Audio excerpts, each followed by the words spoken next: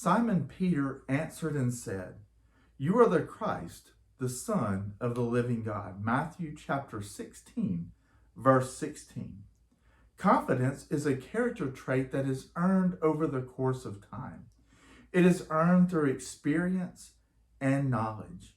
The more we know about a subject or the more experience we have with certain activities, the more confident we become in ourselves.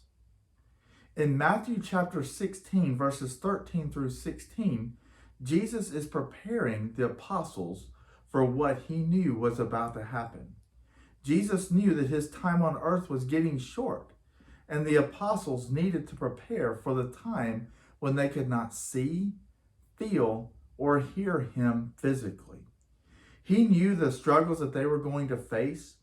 He knew that when he was gone, that they were going to have to rely on the faith that they had in him and rely on the messages that he brought them during his ministry. In this particular incident, Jesus asks the question, "Who do men think that I am?" Or in other words, who are people saying I am?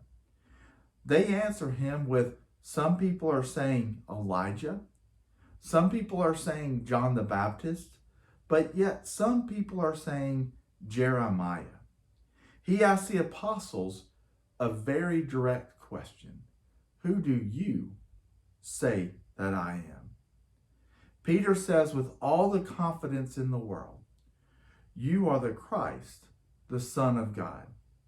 What do we need to do to develop that deep of a faith or that much confidence that no matter where we find ourselves, we are able to answer, Jesus is the Christ, the Son of the living God?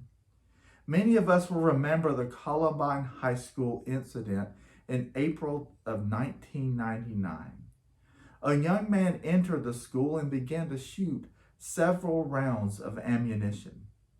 As the news report surfaced, the story of Cassie Bernal surfaced. It was reported that with a gun pointed at her, the shooter asked if she believed in God. When she answered yes, the shooter opened fire and killed her. The story was told to many groups nationwide as everyone recounted the bravery and the unshakable faith of this teenage girl. We may never be put in a situation like this young lady, but how will you respond when you hear the words that you or a loved one has cancer, or that you have been laid off from your job, or fill in the blank with any type of bad news that you could receive? How will you respond?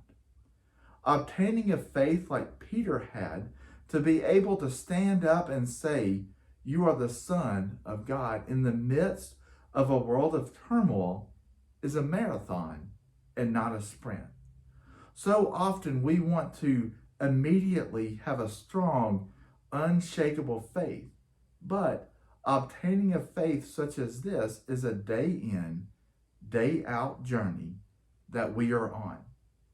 It is a journey that requires laser focus on our journey to the Son. This journey requires us to build a community of friends who will hold us accountable. It requires us to continue to build on our knowledge of God's will and not be satisfied with what we know. It requires us to be content with the material blessings that we have and find ways for us to use them to benefit others and aid others on their journey to the Son. My prayer for us as a congregation is to develop a faith that is unshakable no matter where we find ourselves.